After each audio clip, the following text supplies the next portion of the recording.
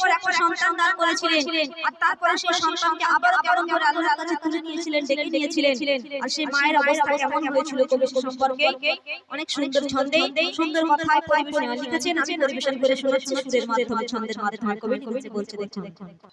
মানে যে ব্যথা জ্বালা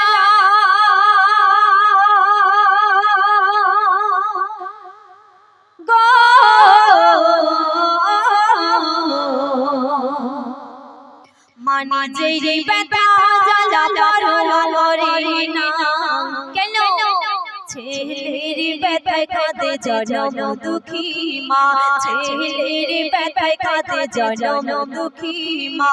সুরে সুরে আমি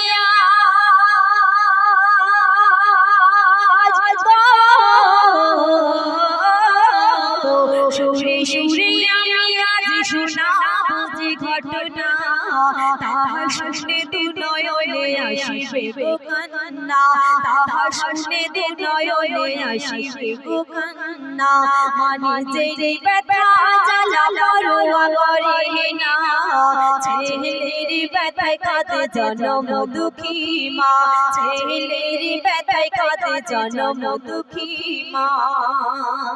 তারপরে বলছে কবি, স্বামী বিবি সংসারে ছিল গো পেরেশান কেন, 10 বছর কেটে গেল হলো না সন্তান, 10 বছর কেটে গেল হলো না সন্তান। বহুদিন পরে খোদা ঘরে দিল একই রতন, খেজুরের গুড় বেচে করে জীবন যাপন, খেজুরের গুড় বেচে করে জীবন যাপন। সংসারে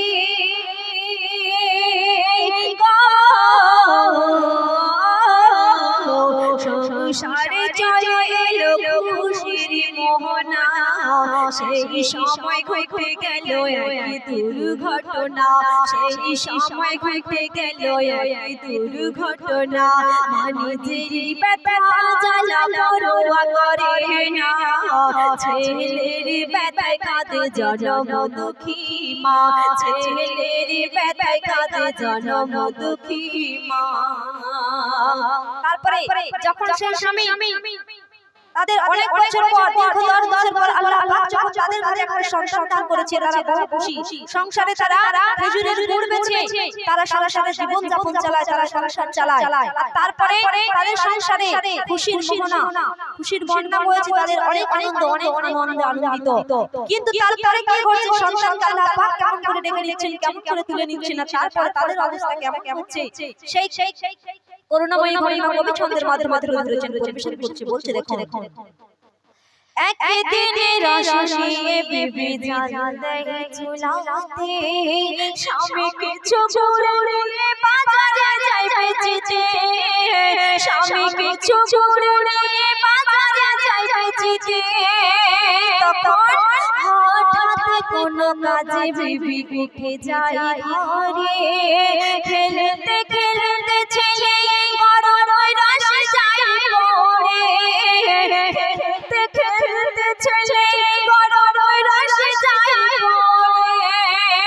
তাই ছটফট চিৎকার করে ছেলে প্রাণে মারা যায়, ছুটে এসে দেখে কোলে লাল তুলে নেয়, মা ছুটে এসে দেখে কোলে লাল তুলে নেয়।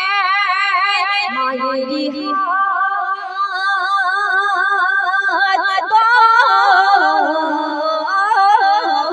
মায়ের পুড়ে যায়, মা পরোয়া করে না, মায়ের হাতে পুড়ে যায়, মা পরোয়া করে না।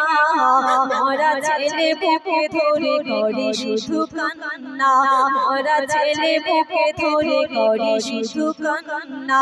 মানে যে ব্যথা জ্বালা পরোয়া করে না, ছেলের ব্যথায় কাঁদে জনম দুঃখী মা, ছেলের ব্যথায় কাঁদে জনম দুঃখী মা।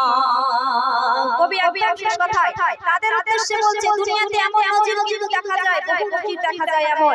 তাদের উদ্দেশ্য করে কবি শেষ কথায় কি লিখছে, বলছে দেখুন, কারো ছোট শিশু মারা যায় দুনিয়ায় আখিরাতে না যেতে পাবে তার ওসিলায় আখিরাতে না যেতে পাবে তার ওসিলায় কেন বেহিসাবে ওই শিশু জান্নাতে যাবে যখন আল্লাহর কাছে বাবা মারে আরজি করে তখন আল্লাহর কাছে বাবা মারে আরজি করে তখন কি বলে ও খোদা জান্নাতে দিলে যখন আমার ও খোদা জান্নাতে দিলে যখন আমার যাব না গো জান্নাতে আমি ছেড়ে মোর বাবা মার যাব না গো জান্নাতে ছেড়ে মোর বাবা মার কবির বলে